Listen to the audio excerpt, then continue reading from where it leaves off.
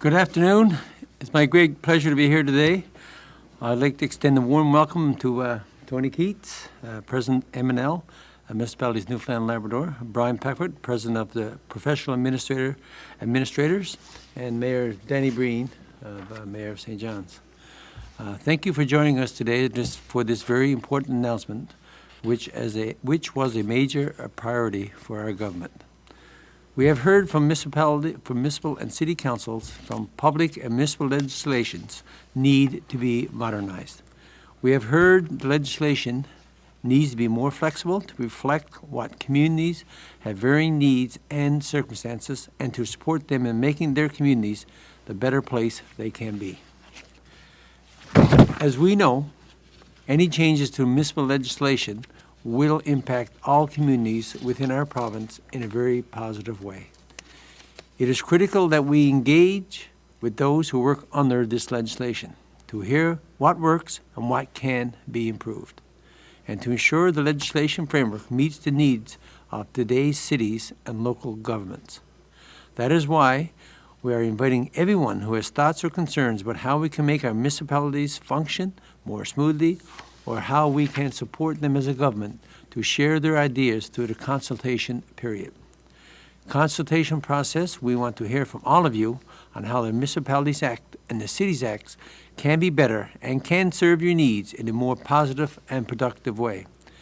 You are encouraged to make a submission and have your say at engagenl.ca. This constitutes the first phase of consultations. We will be taking your suggestions and then we will further drill down to plan for more in-depth consultations. We will be looking closely at specific issues and taking a targeted approach to consulting certain stakeholders who will be more affected by the potential changes. We are planning this two-phase approach so that we can be certain that we are covering all major issues facing our municipalities, being comprehensive and truly making this opportunity to make the system work for all of us. Through Budget 2017, the provincial government dedicated a director of legislative review to focus extensively on reviewing this legislation. That individual has been working for some months on the process of legislative renewal that is important to all of us.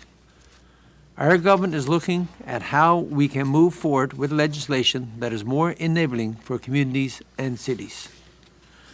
We want to give them the opportunity to make our decisions rather than continue with the more traditional perspective types of legislation. We also recognize the importance of enacting legislation to protect our frontline workers, town clerk, staff, and employees of towns and cities. We heard the concerns of the professional municipal administrators. I spoke at their AGM last year and committed to put focus on the major issues we're fulfilling our commitment today, which was harassment in the workplace. We have heard concerns about harassment and bullying in the workplace throughout our province. We are taking steps to begin exploring the issues for municipalities and cities.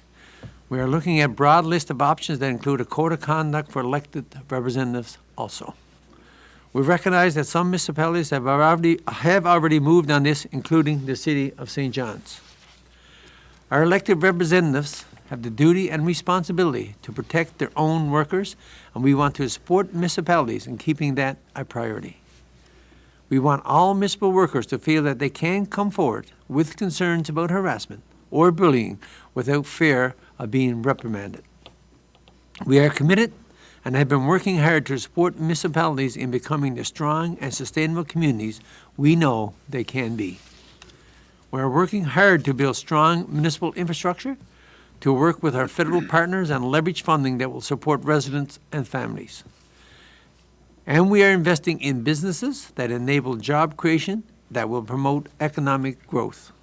Our government has been working hard to support municipalities, cities, and communities, and our legislative renewal is part of that effort.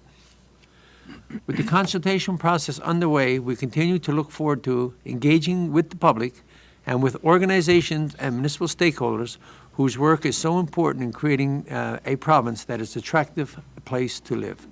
We invite you to take part in this process of consultations and share with this every important view that you have. As we continue to support Newfoundland and Labrador as a place we're proud of, that we invest in, we are making a better place every day to live in. Before I ask Tony to have a few words, I just want to recognize the staff of Municipal Affairs also. This is a very comprehensive review. This is something that staff has been working on for the last 2 years to get to this stage. So I just got to recognize the staff of Municipal Affairs who's been working with MNL, PMA, and the cities on this. So to the staff of Municipal Affairs, thank you very much for helping us to get us to this stage today. Now I'll call on Tony, the President of MNL. Thank you, Mr. Minister. As everyone know, MNL has been advocating for a number of years now to make this happen, to bring in a stronger municipal legislation for us all. We're delighted to be a part of this today. Our sector has some of the oldest municipal legislation in the country, and it's long overdue. We're looking forward to working with the provincial government to make sure that the new legislation, that it gives municipalities more latitude and a capacity to respond to our residents and to create our own towns that we want and that we need. Most of the resolutions that are brought forward at our AGMs, especially this year and in previous years, are about updating the inadequate and municipal legislation that we got in place right now. We are so proud, like the Minister just stated, that we have a dedicated person coming on board to make sure and to head this up. It's great to know that we got somebody who's going to be at that level to who we can bring our concerns to and who can relate back to us. The new Act must allow all elected leaders to address and respond to the changing needs of our communities. Regional government, for one thing. Revenue generation and a stronger and expanding economic development within our municipalities is some of our needs. Right now, we can touch everything. We can't touch everything that is not listed in the Act, and that includes the regional government and revenue generation and the economic development. Stronger Act for our employees, like the Minister was saying, especially when it comes to harassment and bullying. The new Act should also allow us to encourage innovation within our communities. As you all know, especially some of our smaller communities and larger ones, when it comes to coming up with ideas to make sure you keep your residents in your own communities. If we're stronger, more innovative, we got a better tool to make sure that they stay there. Responding to new reality and changing municipal responsibilities is one of the things, and empowering and support rather than restrict and protect. A lot of parts of the Act is.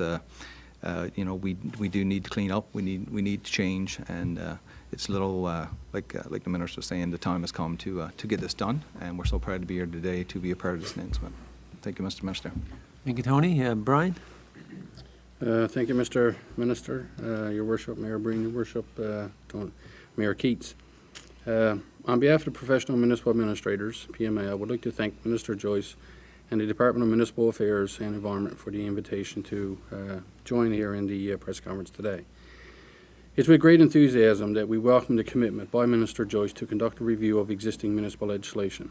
One area PMA has particular interest, as the Minister said, is creating more respectful workplaces. We look forward to working with committee members to ensure that the revised legislation addresses these ongoing issues in the municipal sector. Working in a respectful environment is expected. Those not adhering to it should be held accountable. So having this addressed through legislation, as the Minister committed to us some time ago, will encourage respect between all parties. Another area of focus, I guess, that from the administrator's point of view, because typically the administrators are not the PR people of municipalities. We're the support structure, I guess, for the elected officials who act as the PR people.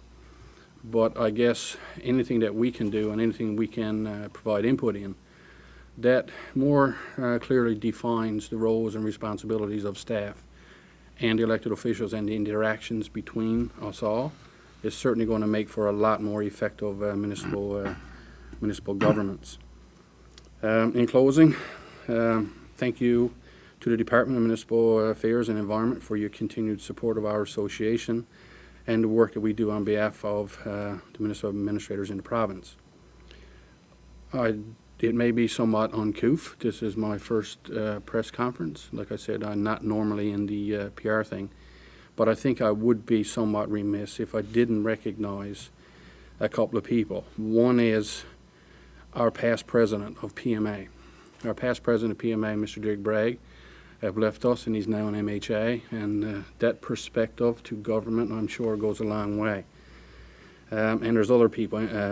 A past president of M&L is now in MHA, Graham Leto, who PMA had an excellent working relationship with. And I see Mayor Atkins there as well, who was a mayor and now an MHA, a cabinet minister, that came from the municipal sector. And that certainly goes a long way. But personally, I want to thank Eddie Joyce. I didn't know Eddie Joyce until I came into this role. I've been involved in the municipal sector now for 12 years, 6 years as an administrator. I was 4 years as a councillor and 2 years as a mayor prior to. I've never seen the level of interest in the municipal sector in the previous 11 years that I've seen in the last year. And I want to personally thank Minister Joyce for that, and obviously the government of Newfoundland, Premier Ball. I mean, you got the Premier that takes a full day out of his schedule to sit in on a Premier's forum and listen to PMA members and M&L members on the issues that's facing the municipal sector. We're talking about regional government now. We're talking about amendments to the Municipalities Act. And like I said, definitely I got to throw a bouquet to the Minister and the current government for making the municipal sector such a priority that you guys have, and it certainly don't go unnoticed. We look forward to working with all partnering associations on this initiative, and we encourage and we ensure and we encourage our members for their feedback through the process. It's only through their feedback that we can address all the problematic areas that we see, and hopefully we'll all end up with a document that the department, the elected officials, and the administrators can stand proud to be a part of. Thank you, sir. Thank you very much, Brian. Mayor Breen? Thank you, Minister Joyce, and good afternoon, everyone. Mr. Peckford, Mayor Keats.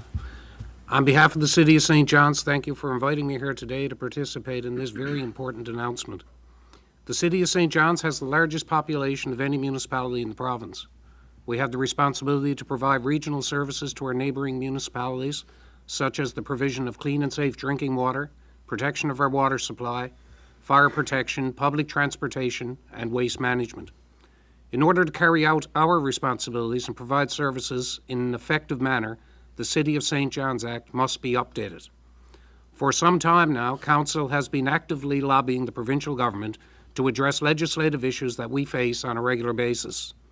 Today's announcement moves us one step closer to a new and improved City of St. John's Act that will help us serve our citizens better. For example, it is our mandate to bring the highest quality of water to all residents who are served by the regional water system. This includes the municipalities of Conception Bay South, Paradise, and the City of Mount Pearl. To achieve this mandate, we need improved legislation to protect the watershed and the sources of our drinking water.